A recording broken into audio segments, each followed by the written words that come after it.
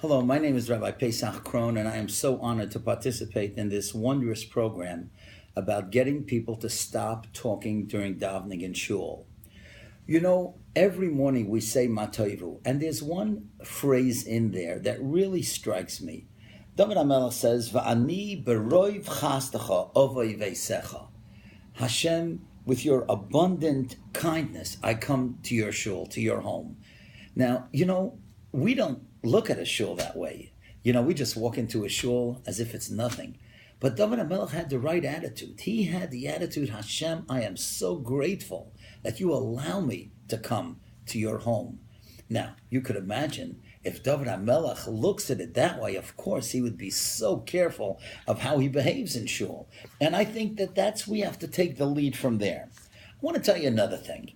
You wouldn't believe this. If you have not heard this before, you will be surprised. You take a look at the Ramah, Hilchos Tefillah, Siman Tzadik Ches, and Sifkot and Aleph. It says like this: Osur la'odom lenashek bonav haktanim bebeis hakneses. Did you know that you're not allowed to kiss your children in a shul? Why? Kedei lekvoya beliboy, so that it should become established in your heart. She'ein avo ka'avas hamoken, like there's no love like the love that you have to Hashem. So imagine you're in a shul and you can't kiss your own children. Now, some people say that's only during davening, but whatever it is, the point is there is a certain holiness, there's a certain dedication and focus that we're supposed to have to HaKadosh Baruch Hu.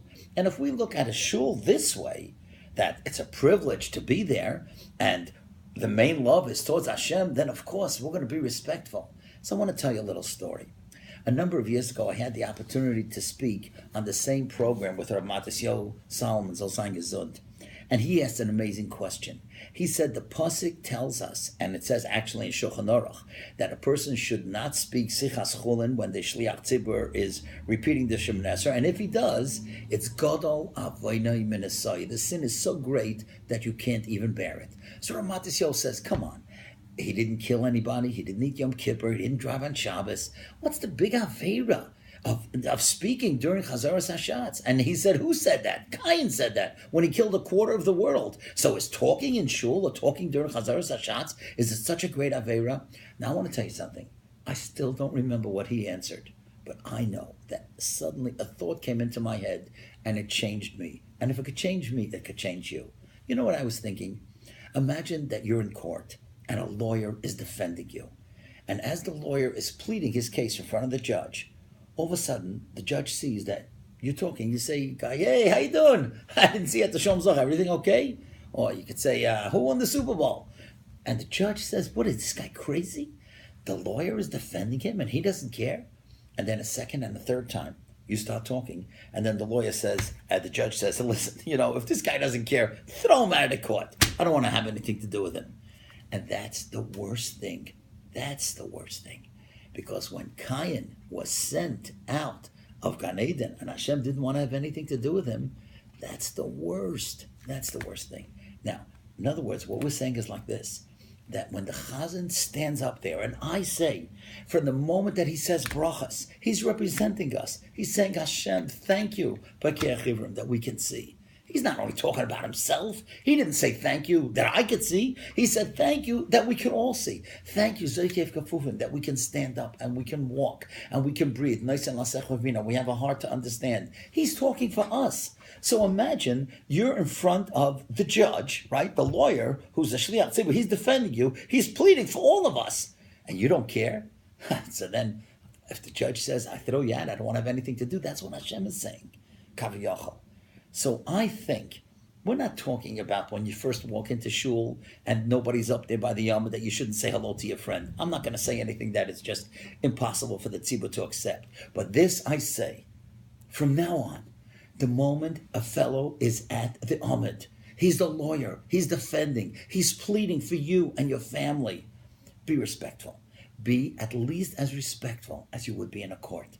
In a court, I can tell you, I had to defend someone's character a couple months ago. Oh, people were shaking in the court.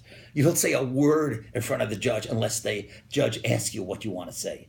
And that's how you should look at a shul, as a courtroom. I just want to end just with this thought. There's a fascinating Gemara at the end of Megillah, and it tells us that at the end of time, the Beis Hamikdash. You know how big the Beis Hamikdash is going to be? As big as the city of Yerushalayim. Could you imagine? As big as Yerushalayim is today, with all the neighborhoods, Maladafna, Matersdorf, and everything, that's how big the Beis Hamikdash is going to be. And how big is Yerushalayim going to be? As big as the whole Eretz Yisrael. That's how big it's going to be. Take a look at the Mashah and Megillah Chavtes Amud Aleph. You know what he says?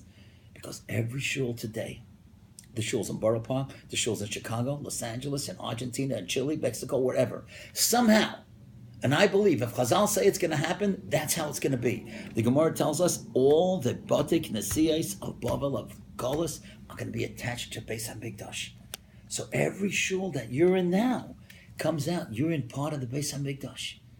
Imagine if you're in the Beis HaMikdash. You see the menorah, you see the Lechem Aponim, you see the Shulchan. Are you going to chant? Are you going to talk Narishgate? Are you going to say anything except what belongs to be said in the Beis HaMikdash? Your shul, no matter where you're davening, even if it's a storefront, eventually it's going to be part of the Beis HaMikdash. It's a Mikdash Ma'at.